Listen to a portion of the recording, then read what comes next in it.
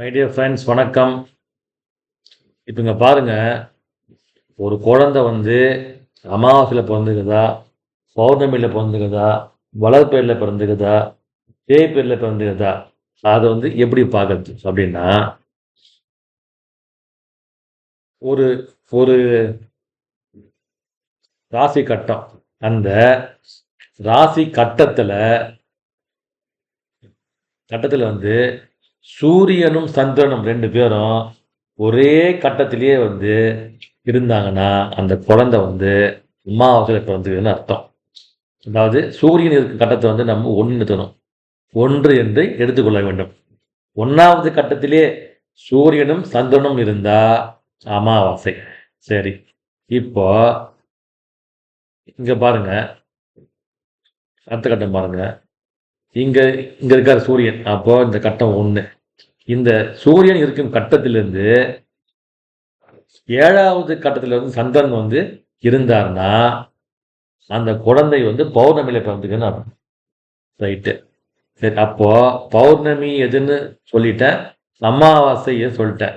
சரி, இப்போ பௌர்ணமிக்கு அடுத்து வரதெல்லாம் எது? வர்றது எல்லாமே தேய்பிறை.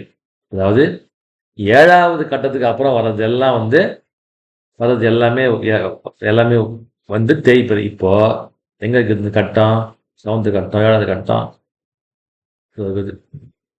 7வது கட்டத்துக்கு இதுல இருந்து 7வது கட்டம் அப்புறம் 7வது கட்டம் பௌர்ணமி, 7க்கு அப்புறம் 8, 9, 10, 11, 12 இந்த கட்டத்துக்குள்ள சந்திரன் இருந்தாருன்னா அந்த குழந்தை தேய்பிறையில பிறந்திருக்குது. இப்ப பாருங்க, இந்த கட்டம் 11th கட்டம் இருக்காரு சந்திரன்.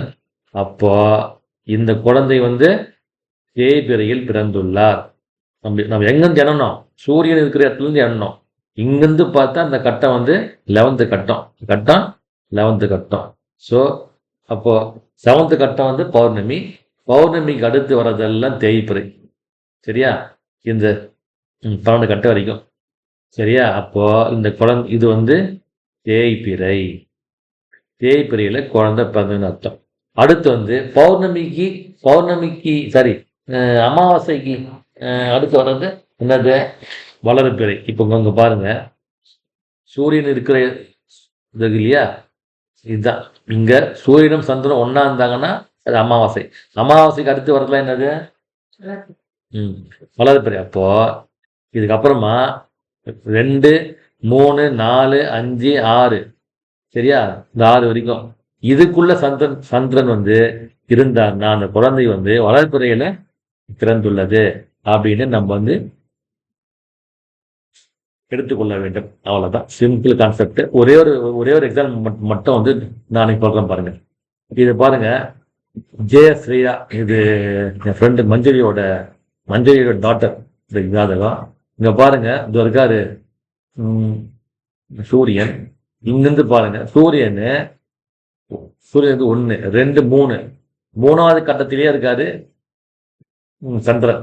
அதாவது 2ல இருந்து ஆரம்பிச்சு 6 வரைக்கும் இருந்தேன்னா 6க்குள் சந்திரன் இருந்தாருன்னா எங்க பாருங்க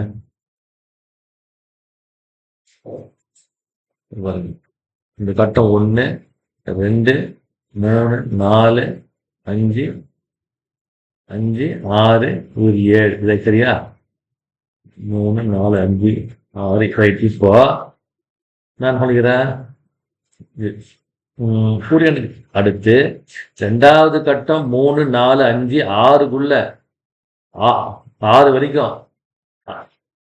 வரைக்கும் சந்திரன் இருந்தார்னா அந்த குழந்தை வளர்பிறையில் பிறந்துள்ளது. அப்போ இந்த குழந்தை 3வது கட்டத்துல இருக்கிறதுனால இந்த குழந்தை வளர்பிறையில் பிறந்துள்ளது. சிம்பிள். அவ்வளவுதான்பா. தேங்க்யூப்பா. தேங்க்யூ.